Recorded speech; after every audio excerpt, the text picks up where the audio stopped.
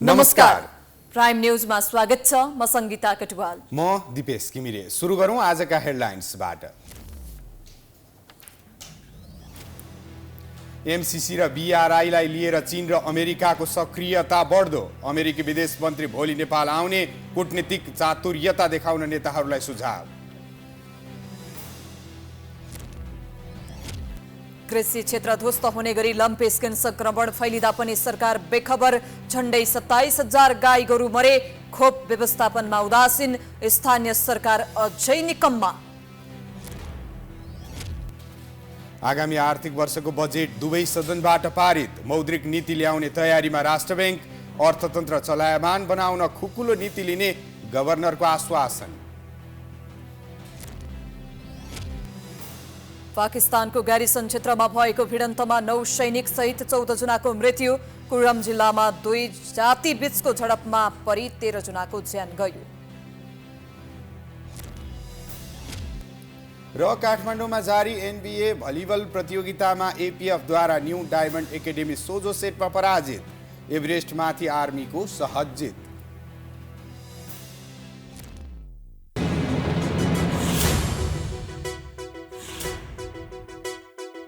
अब prime news विस्तारमा। पछिल्लो समय नेपालमा दुई शक्ति राष्ट्र अमेरिका र चीनका प्रभावशाली नेताहरूको आउजाउ बढ्दो छ। विभिन्न बहानामा नेपालमा आफ्नो प्रभाव बढाउन तल्लीन दुई राष्ट्रको होडका बीच भारतले पनि आफ्नो उपस्थितिलाई थप मजबुत बनाइरहेको छ। अमेरिकी विदेश मन्त्री डोनाल्ड लूको आसन्न नेपाल भ्रमणलाई पनि यसैकै कडीको रूपमा हेरिएको छ। चीन र अमेरिका बीच आपसमा मात्र होइन, तेस्रो मुलुकलाई हेर्ने विषयमा पनि प्रतिस्पर्धा छ। नेपालकै उदाहरण हेर्दा पनि यी दुई राष्ट्रबीच को हावी हुने भन्ने गुप्त प्रतिस्पर्धा कहीँ कतै लुकेको छैन। एमसीसी पास भएपछि अमेरिकाले नेपाललाई उच्च प्राथमिकतामा राख्न थालेपछि चीन पनि आफ्नो प्रभाव कायमै राख्न विभिन्न योजनाका साथ नेपालमा आफ्नो उपस्थिति देखाइरहेको छ। एक उच्चस्तरीय चिनिया टोली नेपालमै रहेका बेला अमेरिकी सहायक विदेश मन्त्री डोनाल्ड लू नेपाल आउँदैछन्। दक्षिण तथा मध्य एसिया हेर्ने अमेरिकी सहायक विदेश मन्त्री लू शुक्रबार नेपाल आउने भएका हुन्। काठमाडौँ स्थित अमेरिकी दूतावासले बिहिबार एक सूचना जारी गर्दै लूको नेपाल भ्रमणबारे जानकारी गराएको छ। उनी अमेरिकी सहयोग परियोजना मिलेनियम च्यालेन्ज कर्पोरेसन एमसीसी कार्यान्वयनको अवस्थाबारे जानकारी लिने उद्देश्यले नेपाल आउन लागेको बताए पनि राष्ट्रिय राजनीति र चीनको बढ्दो प्रभाव न्यूनीकरणलाई केन्द्रमा राखेर भेटवार्ता गर्ने तयारी भइरहेको कूटनीतिक जानकारहरू बताउँछन्। र यसरी कूटनीतिक भेटघाटका नाममा स्वार्थपूर्ण व्यवहार गर्नुको पछाडि चाहिँ नेपालका दल र नेताहरू नै दोषी देखिन्छन्। भारतबाट आएको चाइनामा चाहिँ खुसी अलिकति भयो कि ठुस्किएको छ कि भनेर चाहिँ उसलाई फगाउन गए जस्तो हो। त्यस्तो नि उहाँहरूको यो नेपाली नेताहरूको मनोवृत्ति यो चिज यही खतम छ। यसैले गर्दा परराष्ट्र नीति पनि बिग्रिएको। त्यसो त राष्ट्रिय राजनीति र शीर्ष नेताहरूसम्म पहुँच बनाएका लूको यसअघिका भ्रमण पनि विकास निर्माण र परियोजनाको निरीक्षणमा मात्र सीमित थिएन। एमसीसी पारितमा हस्तक्षेपकारी भूमिका खेलेका उनले स्टेट पार्टनरसिप प्रोग्राम एसपीपीमा सहभागी हुन पनि शीर्ष तहमा नै हस्तक्षेप गरेका थिए। बिस्तारै राष्ट्रिय राजनीतिमा पनि स्थान खोजिरहेको अमेरिकाले लूको भ्रमण मार्फत नेपालमा हालै गठन भएको समाजवादी मोर्चा र सत्ता समीकरण परिवर्तनको चर्चाबारे आफ्नो स्थान प्रष्ट पार्न चाहेको राजनीतिक विश्लेषकहरू दावी गर्छन्।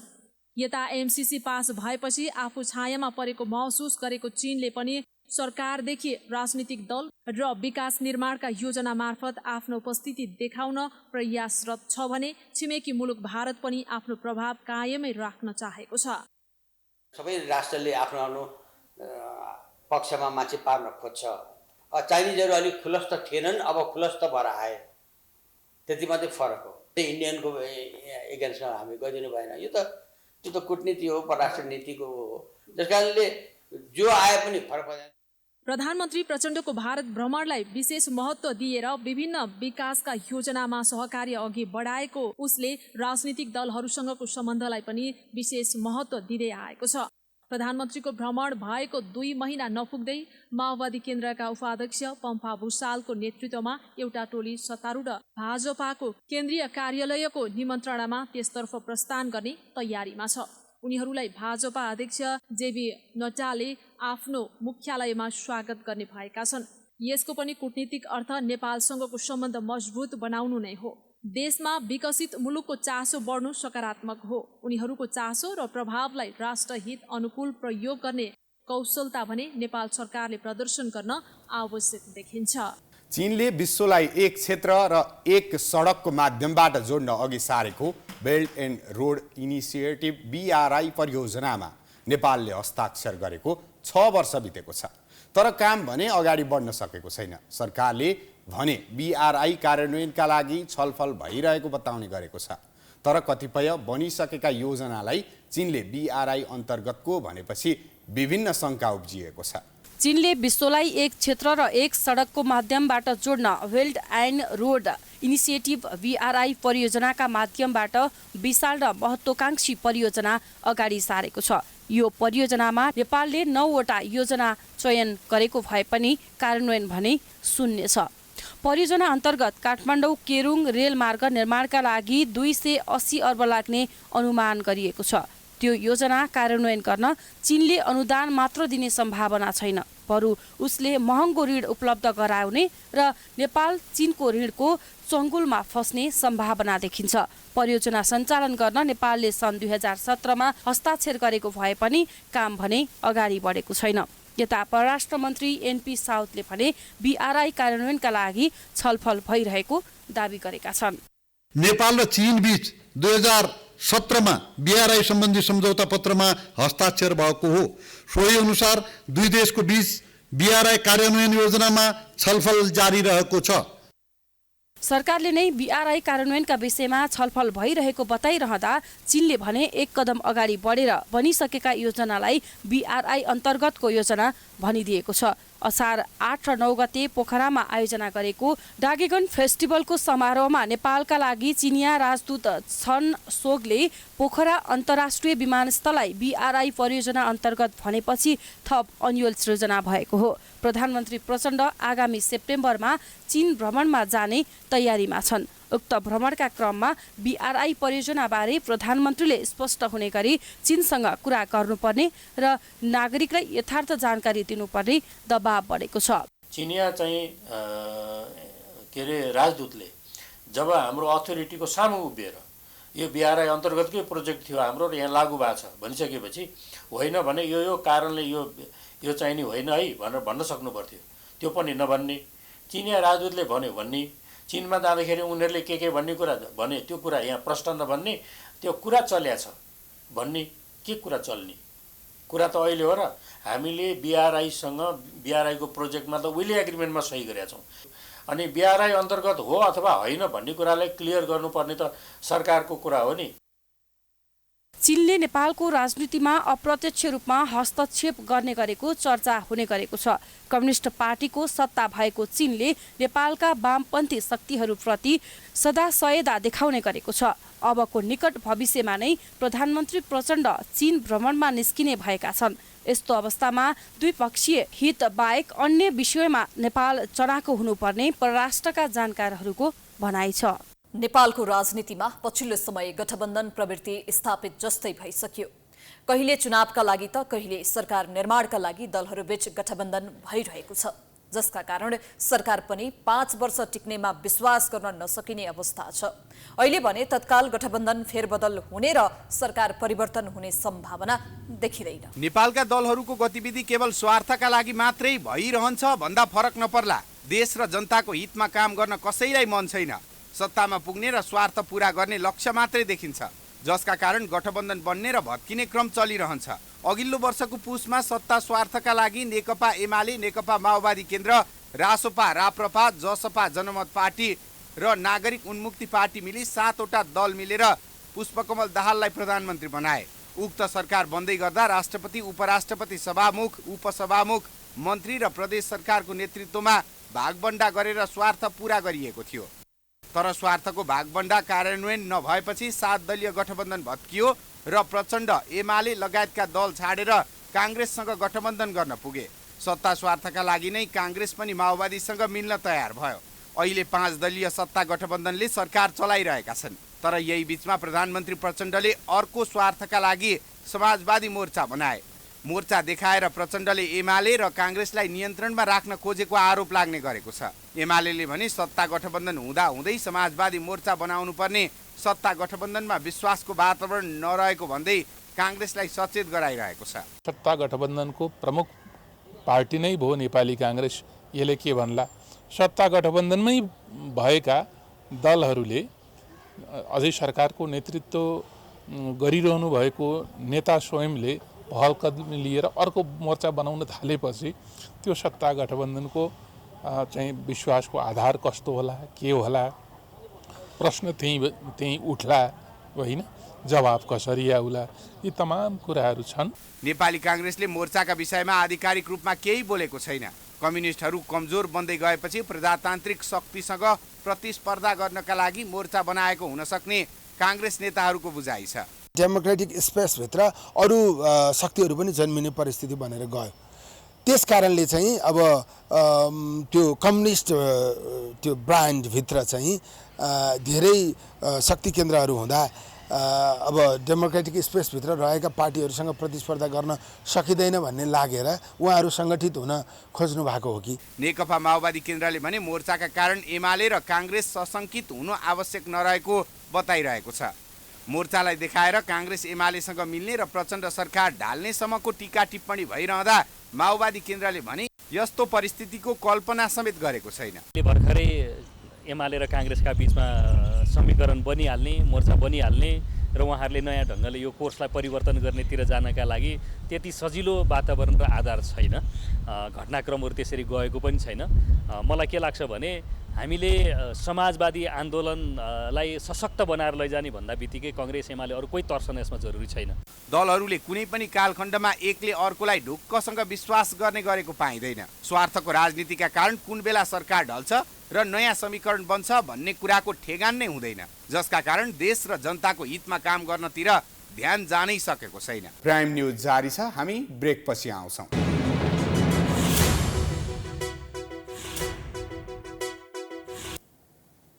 ब्रेकपछि स्वागत छ।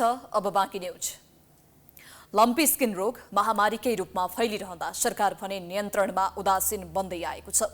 पूर्व तयारी नहुँदा मुलुकभर फैलिएको यो रोगले 80% चौपायालाई संक्रमित बनाउन सक्ने विज्ञहरूले चेतावनी दिँदै आएका छन्।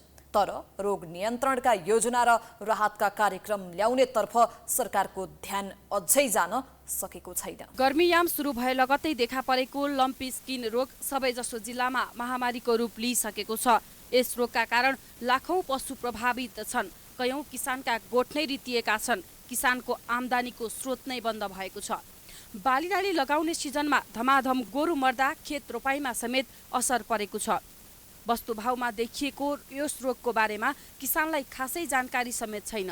वस्तुभावको शरीरमा सुरु भएको फोका देखिने र त्यसपछि त्यो घाउ भएर किरा पर्ने गरेको किसान बताउँछन्। कतिपय ठाउँमा अहिलेसम्म बिरामी वस्तु स्याहार कसरी गर्ने भन्ने समेत जानकारी छैन, जसका कारण वस्तुको उपचारमा भन्दा पनि किसानहरू घाउ भएको ठाउँमा माटो लगाइदिने गरेका छन्। कतिवटालाई भएको छ यस्तो? हेर्नुहोस् यसलाई भइहाल्छ, उसले त्यसलाई पनि त्यो भया हो। त्यो अब त्यो किरा परिकन अहिले म हिरो हालिदिएको छु। औषधि पाएन। औषधि उपचार गर्न कोही आएन नि घर? अनि के गर्नुभयो त? केही गरेनौँ। ए औषधि गर्नु पनि लग्नु भएन? लग्नु भएन?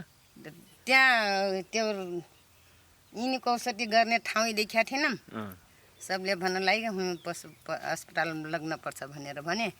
त्यहाँ त हाम्रो बड्डा खोज्दा खोज्दै खोज्दै गए नदेख्या मान्छे भने यो खेतबाट उसले जोते हो बाबु, ट्र्याक्टरले। यिनीहरूले जोत्दैनन्? विज्ञका अनुसार लम्पी स्किन रोग निकै संक्रामक रोग हो। यो रोग तत्कालै नियन्त्रण नहुने उनीहरू बताउँछन्। यसले संक्रमण गराउन बाँकी रहेका चौपायालाई संक्रमण गराएरै छाड्ने विज्ञको भनाइ छ। नेपालमा रहेका पशुमध्ये 80% भन्दा बढी पशुलाई संक्रमण गराउने विज्ञको दाबी छ, जसका कारण बिरामी पशुलाई उचित स्याहार गर्न र बिरामी नभएका पशुलाई तत्कालै खोप उपलब्ध गराउन पशु चिकित्सकहरूको सुझाव छ। नेचर नै त्यो सर्दै नै जान्छ। जबसम्म तपाईँले चाहिँ अब भ्याक्सिन लगाएर प्रोटेक्सन हामी गर्न सक्दैनौँ तबसम्म उसले चाहिँ भेटिरहन्छ। इम्युन नभएको पशुलाई उसले भेट्छ। भेटेपछि एकपटक शरीरमा लागिसक्यो भने त्यसले फेरि इम्युनिटी दिन्छ उसलाई, आफै स्वतः प्रतिरोध क्षमता चाहिँ विकास हुन्छ पशुकोमा। त्यो जबसम्म उसले चाहिँ रोग नलागेको पशु भेट्छ तबसम्म उसले चाहिँ रोग लगाउँदै जान्छ। कतिपय पशुहरू लागेर निको भइसकेको अवस्थाहरू नि छ, लगभग 5 लाख पशुहरू निको भइसकेको डेटाहरू नै हामी कहाँमा प्राप्त भएको छ। लाखौं पशुमा रोग देखा परिसक्दा समेत अहिलेसम्म खोप लगाउने कार्यले भने तीव्रता पाएको छैन। खोप आयात पर्याप्त मात्रामा भइरहे पनि खोप लगाउनका लागि जनशक्ति धेरै चाहिने र खोप लगाउनका लागि जटिल हुने भएकोले ढिलाइ भएको पशुसेवा विभागको भनाइ छ।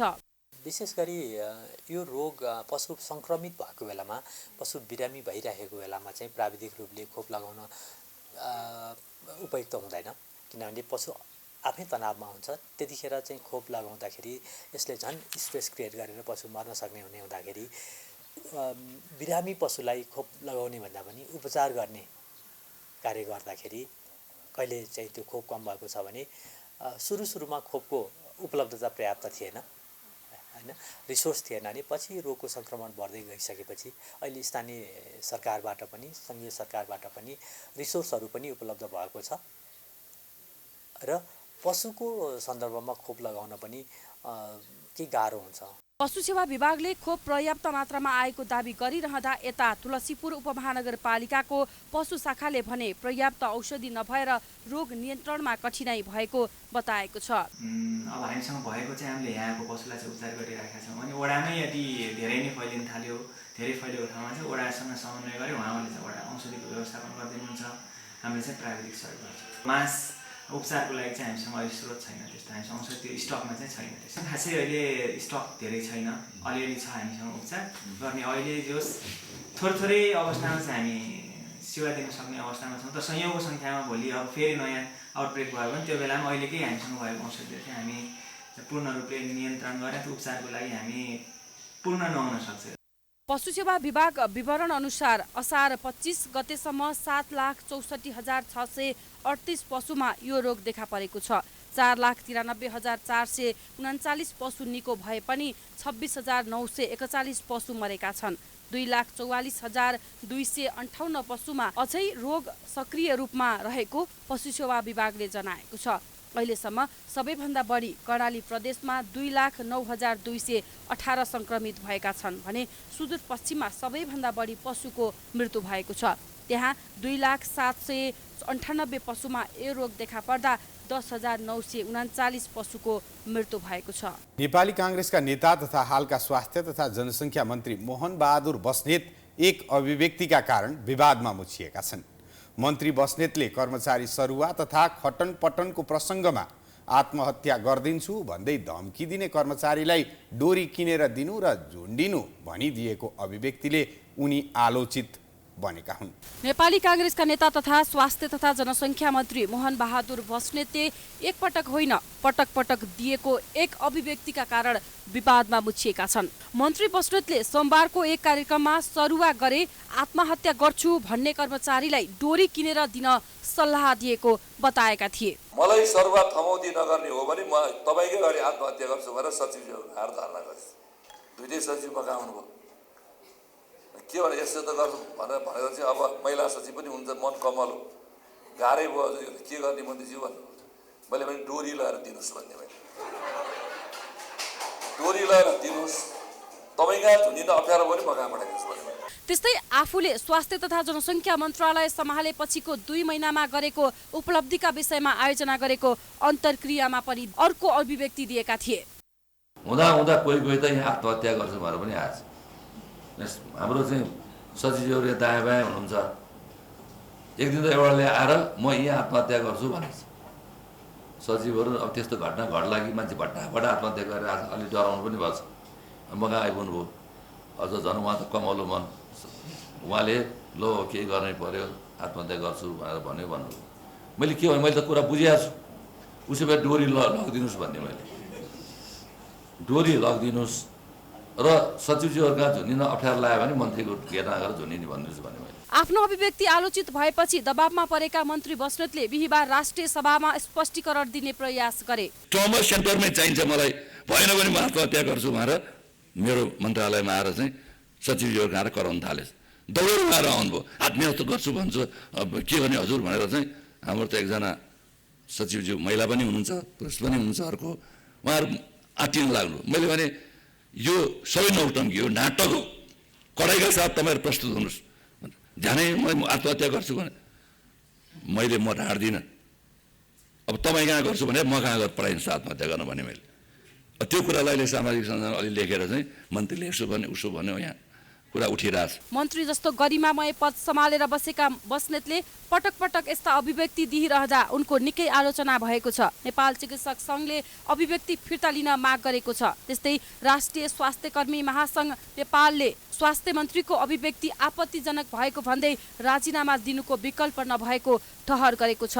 चौतर्फी आलोचनापछि मन्त्री बस्नेतको अभिव्यक्तिका सम्बन्धमा मन्त्रालयले स्पष्टीकरण दिएको छ। मन्त्रालयका सूचना अधिकारी डाक्टर पवन कुमार शाहले विज्ञप्ति जारी गर्दै आत्महत्याको विषय जोडेर मन्त्रीको नाम पत्र पत्रिका तथा सामाजिक सञ्जालमा आएको प्रति गम्भीर ध्यान आकर्षण भएको उल्लेख गरेका छन्। एकजना विशेषज्ञ चिकित्सकले खटाइएको ठाउँमा जान नमानेको र निजले आफूले राष्ट्रिय ट्रमा सेन्टरमा काम गर्न नपाए आत्महत्या गर्छु भनी पटक पटक धम्कीको भाषा प्रयोग गरेको अवस्थामा मन्त्रीले तोकिएकै स्थानमा जानका लागि दबाब दिएको उल्लेख गरिएको छ। उक्त परिस्थितिमा बोलेको कुरालाई तोडमोड गरी अर्को भाषा सृजना गरी भ्रम छर्ने प्रयास गरेको आरोप मन्त्रालयको छ।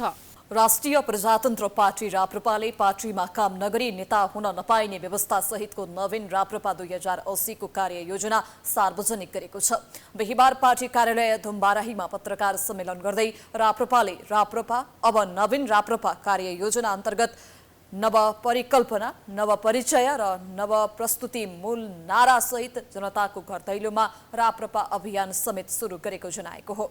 अभियान अन्तर्गत राप्रपाले पार्टीका केन्द्रीय नेतालाई स्थानीय तहको भूगोल केन्द्रित जिम्मेवारी प्रदान गरेको छ भने तोकिएको भूगोलको जिम्मेवारीमा नजाने नेता स्वत पदीय जिम्मेवारीबाट मुक्त हुने अध्यक्ष राजेन्द्र लिङ्गदेनले जानकारी दिए।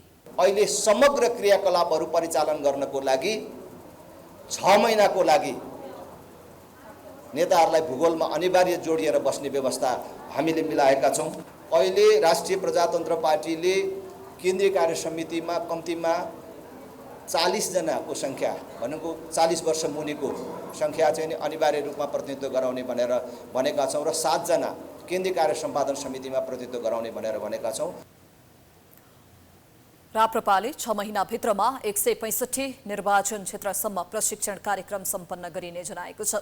प्रशिक्षण कार्यक्रम सम्पन्न भएपछि जनजीविकाका सवाल तथा राजनीतिक मान्यता स्थापनाका लागि जनदबाव सिर्जनाका क्रियाकलाप अघि बढाउने राप्रपाले जनाएको छ। मानव अधिकार तथा शान्ति समाजले तत्काल युद्ध रोक्न आग्रह गर्दै काठमाडौँ स्थित रुसी दूतावास अगाडि प्रदर्शन गरेको छ। रुस युक्रेन युद्धको 505औं दिन पुग्दा पनि युद्ध नरोकिएको भन्दै समाजले युद्ध रोक्न आग्रह गर्दै रुसी दूतावास अगाडि प्रदर्शन गरेको हो। प्रदर्शनमा सहभागीहरूले रुस तत्काल युद्ध अन्त्य गर, युद्धको 505 दिन मानवता पराजित, रुसी आक्रमण बन्द गर, युद्धको 505 दिन इतिहास लज्जित, रुसी आक्रमणका कारण हजारौं नागरिकको मृत्यु, मानवता पराजित हुँदैछ लगायतका प्लेकार्ड प्रदर्शन गरेका थिए। प्रदर्शन पश्चात रुसका राष्ट्रपति भ्लादिमिर पुटिनलाई शान्ति समाजका तर्फबाट लेखिएको ज्ञापन पत्र नेपाल स्थित रुसी दूतावासका अधिकारी मार्फत हस्तान्तरण गरिएको थियो। शान्ति समाजका संस्थापक सभापति कृष्ण पहाडीले युद्धका कारण मानवता पराजित भइसकेको दुःखद अनुभव भएको र यसले समग्र विश्वमा नै असर परेकाले ध्यानआकर्षण गरिएको युक्रेनमाथि आक्रमण सुरु गरेको दिन हो 2022 को फेब्रुअरी 24 का दिन। आज 505 दिन भयो। यो 505 दिनमा खरबौं डलरको क्षति भएको छ। हजारौं सिभिलियनहरू मारिएका छन्, घाइते भएका छन्। यो ठुलो अपराध भएको छ। मानवता विरुद्धको अपराध भन्छौँ हामी युद्धलाई। हामी युद्ध रोक्नुपर्छ भनेर 100औं प्रदर्शन नेपालभरि हामीले गरेका छौँ। रुसी दूतावास अगाडि पनि हाम्रो यो तेस्रो चौथो प्रदर्शन हो। रुसलाई युद्ध रोक्न आग्रह सहित समाजले विगतमा पनि रुसी दूतावास अगाडि पटक पटक र देशभरि धेरै पटक प्रदर्शन गरिसकेको छ। महोत्तरीको एकडाँडा गाउँपालिका 4 स्थित भङ्गियामा असारको अन्तिम समयमा ठेकेदार कम्पनी र स्थानीय जनप्रतिनिधिको मिलेमत्तोमा सडकको काम हुन थालेपछि स्थानीयले विरोध जनाएका छन्। असाढ 25 गते रातारात सडकको स्तरोन्नति भन्दै ग्राभेल गर्न थालेपछि स्थानीयले चासो दिएका थिए। माटो हालेर निजी लगानीमा बाटो मर्मत गरेको भन्दै वडाध्यक्षले बताएपछि स्थानीयले खोजी नीति गरेका थिए। तर बाटोको स्तरोन्नतिका लागि रकम समेत निकासा भएको फेला परेपछि स्थानीय आन्दोलित भएका छन्। महोत्तरीको एकडारा गाउँपालिका स्थित भङ्गहियामा ठेकेदार कम्पनी र स्थानीय जनप्रतिनिधिको मिलेमतोमा रातारात सडकको काम हुन थालेपछि स्थानीयले विरोध गरेका छन्। जनप्रतिनिधिले ठेकेदार कम्पनी आकृति निर्माण सेवा जनकपुर मार्फत असारको अन्तिम समयमा काम सुरु गरेपछि रातारात गुणस्तरहीन काम गर्न थालेको भन्दै स्थानीयले अवरोध गरेका थिए। जनप्रतिनिधिले कमिसनको लोभमा लाखौं रकम निकासा गरेको फेला परेपछि स्थानीयले गाउँपालिकाको कार्यालयमा तालाबन्दी समेत गरेका छन्। असार 24 गतेसम्म सम्पूर्ण कार्य सम्पन्न गरी राति 12 बजेसम्म आर्थिक वर्षमा सम्पन्न भएका सम्पूर्ण कार्यको भुक्तानी लिइसक्नुपर्ने प्रावधान छ। तर कामै नगरिकन पालिका प्रमुख दीपनारायण मण्डल र प्रशासकीय टिमसँग लाखौं रकमको साँठगाँठ गरी करिब 10 लाख रकम भुक्तानी लिएको पाइएको छ। आकृति निर्माण सेवा कम्पनी जनकपुरले बिना होर्डिङ बोर्ड असार 25 गते रातारात बाटो मर्मतको नाममा ग्राभेल गर्न थालेपछि रहस्य पाइएको हो। तालाबन्दी भएको छ भने यहाँको हामी सबै राजनीतिक समाजसेवी बुद्धिजीवी भरभला आदमीहरू 25 गते राति 11 वार्ड नम्बर 4 मा राति 11 बजे लुकी छिपी चाहिँ ग्रेभलिङ कार्य गर्दै थियो। त्यो कारणले हामी त्यो कार्य रोक्दाखेरि प्रशासनहरू आयो। त्यहाँबाट हामी यहाँ ज्ञापन पत्र बुझाउन आउँदाखेरि अफिसमा कुनै कर्मचारी भेटिएन। वार्ड नम्बर 4 को चाहिँ अब योजना के छ हामीहरूलाई थाहा छैन, तर वहाँको बासिन्दाहरूले भन्नुभयो वार्ड नम्बर 4 को भङ्गिया भन्ने ठाउँमा यो 24 गतेसम्म मात्र चाहिँ चेक चाहिँ कटाउने वा के भन्छ उसलाई रकम भुक्तानी दिने मात्र 24 गतेको थियो। स्थानीय जनप्रतिनिधि, कर्मचारी र निर्माण कम्पनीको मिलेमतोमा असार अन्तिम समयमा सडकको काम हुन थालेको भन्दै खबर सङ्कलनको लागि पुगेका सञ्चारकर्मीको टोलीलाई समेत कुनै जानकारी नदिई वडा अध्यक्षले अभद्र व्यवहार गरेका छन्। काम हो कस्तो भन्नुस् न अध्यक्षजी, म केही भन्दैन। तपाईले त भन्नु पर्छ। पटक मैले भने म केही भन्दैन। तपाई के गर्नुहुन्छ? तपाई किन भन्नु न? गोली चलाउनुस् न। सुन्नुस् न, तपाईले भन्नै पर्छ। बिना प्रक्रिया मिलेमतोमा गुणस्तरहीन काम भएको भन्दै स्थानीयले विरोध जनाएपछि गाउँपालिकाका अध्यक्ष दीपनारायण मण्डलले उल्टो स्थानीयमाथि दबाव सिर्जना गरेका थिए। त्यस्तै अध्यक्ष मण्डलसँग सडकका बारेमा सञ्चारकर्मीहरूले सूचना माग गर्दा समेत सञ्चारकर्मीमाथि अभद्र व्यवहार गरी रवाफ देखाएका थिए। काम जहिले पनि गर्न सक्छु। पटक यसरी हाइलाइट नगर्नुस् न। हामीलाई पनि जानकारी लिएर जानुस्। तपाई सबै उलिएर जानुस्। त्यसको भुक्तानी कसले दिने? त्यसको भुक्तानी कसले दिने? भुक्तानी त पालिकाले पाउँछ। अनि तपाईको वार्डले गर्न पाउँछ। वार्डले त अर्कै कुरा भनिरहेछ। हामी के भन्नुहुन्छ? भन्नुस्। उहाँले भन्नुभयो म आफ्नो गोजीबाट गर्दैछु। त्यो पनि हुन्छ। त्यो पनि हुन्छ। काम त केले रोकिदैन? एउटा कुरा भन्नु न, त्यसको भुक्तानी पालिकाले गर्ने कि वार्डले आफ्नो अरु काम जम्मै हुन्छ, उहाँले गर्न सक्नुहुन्छ। पालिकाले पनि गर्छ, उहाँले पनि सक्छ। एकडारा गाउँपालिकाले यसअघि गरेका कार्यहरूमा पनि अनियमितता भएको भन्दै स्थानीयले पटक प्रश्न उठाउँदै आएका छन्। गाउँपालिकाले गरेका काममा भ्रष्टाचार भएको भन्दै अख्तियार दुरुपयोग अनुसन्धान कार्यालय बर्दिवासमा आधा दर्जनभन्दा बढी फाइल विचाराधीन अवस्थामा रहेका छन्। प्राइम एचडीका लागि महोत्तरीबाट दीपक कुमार पाण्डेको रिपोर्ट। प्राइम न्यूज अझै जारी छ, हामी ब्रेकपछि आउँछौँ।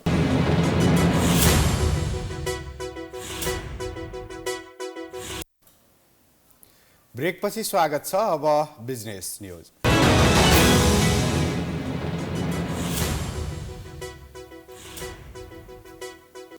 सरकारले प्रस्तुत गरेको आर्थिक वर्ष 2080-81 को राजस्व र व्ययको वार्षिक अनुमान बजेट राष्ट्रिय सभाबाट पनि पारित भएको छ। बिहिबार बसेको राष्ट्रिय सभा बैठकले प्रतिनिधि सभाबाट सन्देशसहित प्राप्त विनियोजन विधेयक 2080 बहुमतले पारित गरेको हो। बैठकमा अर्थमन्त्री डाक्टर प्रकाश शरण महतले प्रतिनिधि सभाबाट सन्देशसहित प्राप्त विनियोजन विधेयक 2080 लाई पारित गरियोस् भन्ने प्रस्ताव प्रस्तुत गरेका थिए। त्यसअघि विनियोजन विधेयक 2080 अन्तर्गत विभिन्न शीर्षकमा प्रस्तुत खर्च कटौतीको प्रस्ताव बहुमतले अस्वीकृत भएको थियो। बिहिबार नै बैठकमा विनियोजन विधेयक 2080 अन्तर्गत विभिन्न शीर्षकमाथिको छलफलमा उठेका प्रश्नको सम्बन्धित मन्त्रीले जवाफ दिएका थिए। प्रतिनिधि सभाबाट भने असार 13 गते बजेट पारित भएको थियो। सरकारले गत जेठ 15 गते संघीय संसदका दुवै सदनमा आगामी आर्थिक वर्षको बजेट प्रस्तुत गरेको थियो। यति बेला केन्द्रीय बैंक आगामी आर्थिक वर्षको मौद्रिक नीति ल्याउने तयारीमा छ। अर्थतन्त्र बाह्य रूपमा सुधार भएको तथ्याङ्कले देखाइरहेका बेला आउन लागेको मौद्रिक नीतिले बैंक तथा वित्तीय क्षेत्रलाई कसरी हेर्छ भन्ने चासोको विषय छ। बैंकमा थुप्रिएको अधिक तरलताको समस्यालाई मौद्रिक नीतिले कसरी सम्बोधन गर्ला? यति बेला बैंकिङ क्षेत्रमा अधिक तरलता छ। लगानीयोग्य रकम अधिक हुँदा पनि बैंकहरूले कर्जा विस्तार गर्न सकेका छैनन्। केही समय अघिसम्म वाणिज्य बैंकमा पैसा नभएर ब्याज दर 14% पुगेको थियो, तर यति बेला बैंकहरूमा सहजता देखिन्छ। यता बैंकिङ प्रणालीमा अत्याधिक तरलता जम्मा हुँदा नेपाल राष्ट्र बैंकले लगातार रिभर्स रिपो जारी गरिरहेको छ। बैंकिङ प्रणालीमा साधारण प्रकृतिको अधिक तरलताको स्थिति देखेमा नेपाल राष्ट्र बैंकले अल्पकालीन अवधिको तरलता प्रसूचन गर्न रिभर्स रिपो मार्फत बजारबाट तरलता खिच्ने गर्दै आएको छ। लामो समयसम्म तरलता अभावको समस्या झेलेका बैंकहरूसँग अहिले अनपेक्षित रूपमा अधिक तरलताको स्थिति छ। अहिले विभिन्न बैंक तथा वित्तीय संस्थाहरूसँग 5 खर्ब भन्दा माथि लगानी योग्य रकम थुप्रिएको छ, तर व्यवसायहरूले भने ऋण नलिरहेको अवस्था छ। हामी चाहिँ करिब 4 खरब जतिको लिक्विड बनाले चाहिँ हुँदाखेरि पनि कर्जा जान चाहिँ सकेको चाहिँ छैन। यो बेस रेट चाहिँ माथि भएको कारणबाट मात्रै चाहिँ भएको हुनाले यो सर्टेन पिरियडको लागि यो बेस रेट घटाउने उपाय चाहिँ मलाई लाग्छ राष्ट्र बैंकको चाहिँ श्रीमान गभर्नरज्यू, डेप्युटी गभर्नरज्यूहरू हुनुहुन्छ, यसलाई वास्तवमा आउने मोनेटरी पोलिसीले चाहिँ एड्रेस गरोस्। असार महिनामा मात्र 5 पटक रिभर्स रिपो खिचेको राष्ट्र बैंकले बैंकहरूलाई लगानीको लागि सहज वातावरण निर्माण गर्न आगामी आर्थिक वर्षको मौद्रिक नीतिमा केही विशेष व्यवस्थाहरू गर्ने अपेक्षा गरिएको छ। गभर्नर महाप्रसाद अधिकारीले समेत मुलुकको अर्थतन्त्रलाई चलायमान बनाउन मौद्रिक नीति खुकुलो आउने आश्वासन दिइरहेका छन्। राष्ट्र बैंकले ल्याउने मौद्रिक नीति समग्र अर्थतन्त्रको स्थायित्व, आर्थिक विकासमा केन्द्रित रहन्छ। राष्ट्र बैंकको कोर म्यान्डेटबाट हामी भाग्न सक्दैनौँ, त्यसको लागि कन्सन्ट्रेट हुन्छ। यहाँले दिएका सुझावहरू पनि त्यसलाई सहयोग सिद्ध हुन्। आफ्ना छुट्टै जिम्मेवारी र सैद्धान्तिक आधारमा चल्नुपर्ने बाध्यतामा रहेको राष्ट्र बैंकले लगानी मैत्री नीति अवलम्बन गर्दा हुने फाइदा र बेफाइदाको मूल्याङ्कनका साथै मुद्रास्फीति नियन्त्रण गर्नुपर्ने जिम्मेवारीलाई समेत एकसाथ वहन गर्नुपर्ने देखिन्छ। राष्ट्र बैंकले सार्वजनिक गरेको मुलुकको पछिल्लो आर्थिक परिदृश्य हेर्दा बाह्य क्षेत्रमा उल्लेख्य सुधार देखिए पनि आन्तरिक रूपमा भने अर्थतन्त्र निकै जटिल अवस्थामा नै रहेको देखिन्छ। राष्ट्र बैंकले कसिलो मौद्रिक नीति जारी राख्यो भने बैंकहरूले आफूसँग भएको लगानी योग्य रकम खर्च गर्ने कुनै ठाउँ पाउने छैनन्, जसले गर्दा अधिक तरलताको समस्या अझै केही समयसम्म जारी रहने सम्भावना प्रचुर हुन्छ। बन्द भएका व्यवसाय चल्न सकेका छैनन्, अनि कम क्षमतामा भएका व्यवसाय बढी क्षमतामा चल्न सकेका छैनन्, नयाँ व्यवसाय खुल्न सकेका छैनन्। 3टा काम, त्यो 3टा किन भएन भन्ने कुराको हेर्नु पर्यो। सबभन्दा पहिला त के भने प्रशासनिक हडल छ, जोखिम छ। बैंकले पैसा दियो भने अहिले 8% बनिन्छ, 2 वर्षपछि 14% पुग्छ। हेर्नुहोस्, यो यसले एउटा चाहिँ के कस्तो जोखिम बनाएको चाहिँ प्रेडिक्टिबिलिटी, अनुमान गर्न सकेका छैन। अहिले प्रोजेक्ट भाइबल छ, 3 वर्षपछि प्रोजेक्ट भाइबल हुँदैन। यो कुराले मान्छे डराएको छ। बैंकहरूले कहिले कर्जा दिन नपाएर समस्या झेल्नुपर्छ त कहिले भएको पैसा लगानी नभएर तनाव लिनुपर्छ। यसपालि बैंकलाई भएको पैसा ऋण लगाउन नपाएर समस्या भएको छ। तरलता अभाव जस्तै अधिक तरलताले पनि अर्थतन्त्रमा नकारात्मक प्रभाव पार्छ। बैंकहरूमा निक्षेप बढ्ने तर कर्जा नबढ्ने भयो भने बैंकहरूको ब्याज खर्च बढ्न गई मुनाफा प्रभावित हुन पुग्छ। शेयर बजार मापक नेप्से परिसूचक आज दोहोरो अङ्कले ओह्रालो लागेको छ। नेपाल स्टक एक्सचेन्जका अनुसार नेप्से परिसूचक 12.62 अङ्कले ओह्रालो लागेर 2048.93 बिन्दुमा सीमित भएको छ। आज सेन्सेटिभ परिसूचक 0.90 अङ्कले ओह्रालो लागेर 391.25 अङ्कमा सीमित भएको छ। कारोबार भएका कुल 13 उपसमूह मध्ये 3 उपसमूहको शेयर मूल्य उकालो लाग्दा 10 उपसमूहको शेयर मूल्यमा गिरावट आएको छ। नेप्सेका अनुसार कुल 93,82,440 किता शेयर 3,39,6,60,605 रुपियाँमा खरिद बिक्री भएको छ। कारोबारका आधारमा शिवम सिमेन्ट शीर्ष स्थानमा छ। सो कम्पनीको 23,75,93,348 मूल्य बराबरको कारोबार भएको छ। नेपालको उपभोक्ता संरक्षण ऐन 2075 ले कुनै पनि वस्तुमा लेबल अनिवार्य गरेको छ। यही ऐनलाई टेकेर भन्सार विभागले साउन 1 गतेदेखि बजारमा बिक्री हुने सबै माल वस्तुमा लेबल अनिवार्य हुनुपर्ने भन्दै अनुगमनलाई तीव्रता दिने बताएको छ। आफूले खरिद गर्ने हरेक वस्तुको लेबल हेर्न पाउनु उपभोक्ताको अधिकार हो। कुनै पनि वस्तुको लेबलमा नाम, उत्पादन मिति, उत्पादक, उत्पादन प्रविधि, आयातकर्ता र वितरकसम्मको विवरण उल्लेख हुनुपर्छ। नेपालमा कतिपय वस्तुहरू अवैध तरिकाले आयात हुने गरेका छन्। लेबल नभएका मालवाहक वस्तुहरू अवैध तरिकाले पनि भित्रिने हुँदा यसबाट उपभोक्ता मारमा पर्ने गरेका छन्। जसकारण भन्सार विभागले साउन 1 गतेदेखि आयातित माल वस्तु बजारमा बिक्रीका लागि पठाउँदा आयातकर्ता र वितरकको लेबल अनिवार्य हुनुपर्ने निर्णय गरेको छ। यसअघि पनि खाद्यान्न र नेपालमै उत्पादन भएका वस्तुमा यो नियम लागू हुँदै आएको थियो। तर अबदेखि भने आयात भएका सबै माल वस्तुमा अनिवार्य लेबलिङ गर्नुपर्ने निर्णय सरकारले गरेको छ। साधारण सामानलाई पनि ब्रान्ड भनेर उपभोक्तालाई व्यवसायीहरूले ठगी गरिरहेका कारण यो नियम कार्यान्वयन गर्न लागेको भन्सार विभागले बताएको छ। यस नियमले कुन कम्पनीको सामान कुन आयातकर्ताले आयात गरेको हो भन्ने पहिचान गर्न सकिने विभागले जनाएको छ।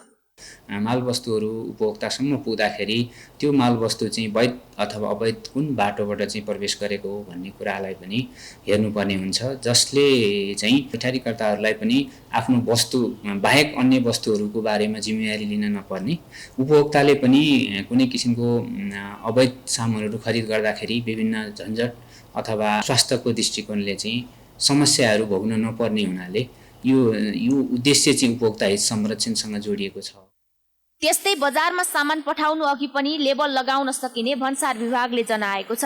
उद्योगको कच्चा पदार्थको रूपमा आयातित माल वस्तु, औद्योगिक मेसिनरी तथा उपकरणमा प्रयोग हुने सामानहरू बाहेक उपभोक्तालाई प्रत्यक्ष बिक्री वितरण हुने सबै प्रकारका माल वस्तुमा लेबल अनिवार्य गरिएको छ। सरकारको यो निर्णयप्रति व्यापारीहरू पनि सकारात्मक देखिएका छन्। यस विषयमा मलाई 100 का 100 सहमत छ, किनकि भने भ्यालिडेट हुनुपर्छ हर चिजमा पनि हैन। अब भ्यालिडेट चाहिँ कुनै पनि चिजलाई चाहिँ नि मतलब बिक्री वितरण गर्नु हुँदैन बजार व्यवसाय साइडतिर हरेक क्षेत्रतिर भनौँ न भ्यालिडेट भएको हुनुपर्छ हर चिजमा पनि हैन। तर हरेक व्यापारीले पनि यो कुरालाई मनन गर्नुपर्छ। वाणिज्य आपूर्ति तथा उपभोक्ता संरक्षण विभागले मालवस्तुमा लेबल राख्नु सकारात्मक पक्ष भएको बताएको छ। त्यस्तै यस्ता विषयमा तिनै तहका सरकारले आफ्नो क्षेत्रबाट अनुगमन गर्नुपर्ने विभागको बुझाइ छ। बजार अनुगमनको कामलाई नेपालको संविधानले, अहिलेको वर्तमान संविधानले चाहिँ 3 तहको सरकार छ नि, जुन संहितामा मुलुक गइसकेपछि 3 तहको सरकारमा विभाजन गरेको छ। अब बजार अनुगमनको जिम्मेवारी लोकल लेभलको सरकारमा पनि छ, प्रोभिन्स लेभलको सरकारमा पनि छ र संघीय लेभलको सरकारमा पनि छ। यो निर्णय कार्यान्वयन गर्न सबै व्यवसायीहरूसँग प्रत्यक्ष छलफल गरिएको भन्सार विभागले जनाएको छ। यदि लेबल नगरी वस्तु बजारमा पठाइएको पाइएमा त्यस्ता माल वस्तु सम्बद्ध नियमनकारी निकाय मार्फत जफत गर्ने चेतावनी विभागले दिएको छ। अब स्पोर्ट्स न्यूज।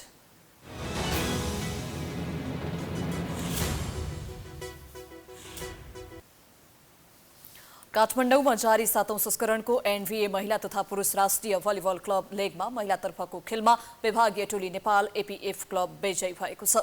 राष्ट्रिय खेलकुद परिषद राखेपको कवर्ड हलमा भएको खेलमा न्यू डायमन्ड स्पोर्ट्स एकाडेमीलाई एपीएफले 3-0 को सोझो सेटमा पराजित गरेको हो। एपीएफ 25-19, 25-18 र 25-12 को सेटमा विजयी भएको हो। जितसँगै एपीएफले फाइनल खेल्ने सम्भावना बलियो बनाएको छ।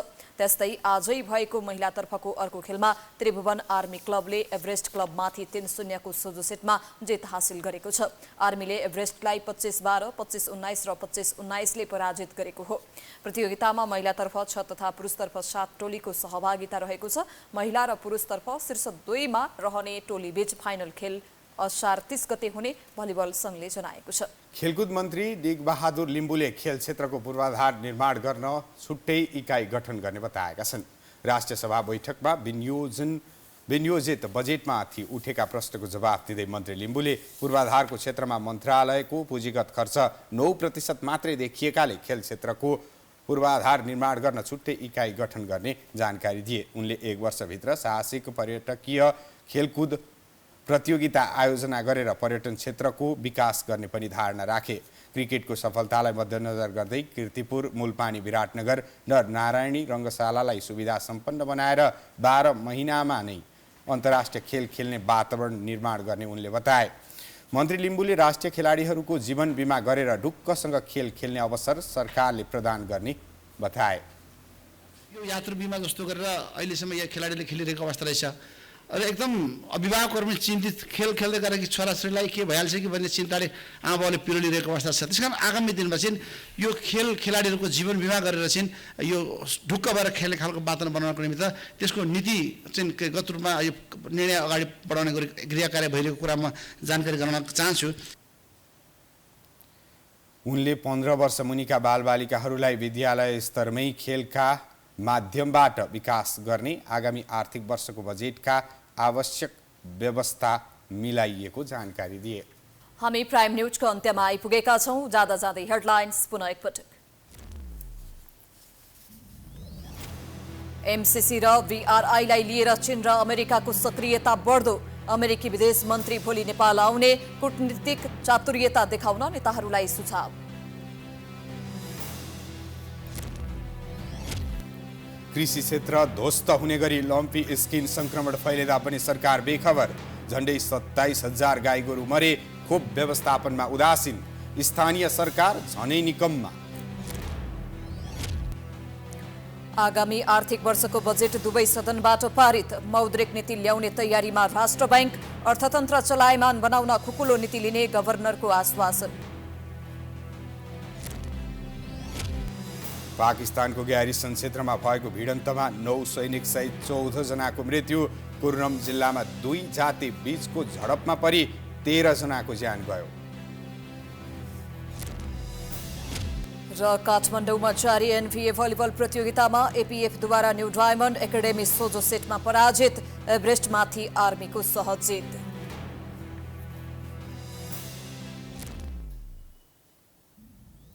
प्राइम न्यूज अहिलेलाई सकियो। यसपछिको प्रस्तुति जनता जान्न चाहन्छन् ऋषि धमलाको साथमा। हेर्दै गर्नुहोला प्राइम टेलिभिजन। नमस्कार।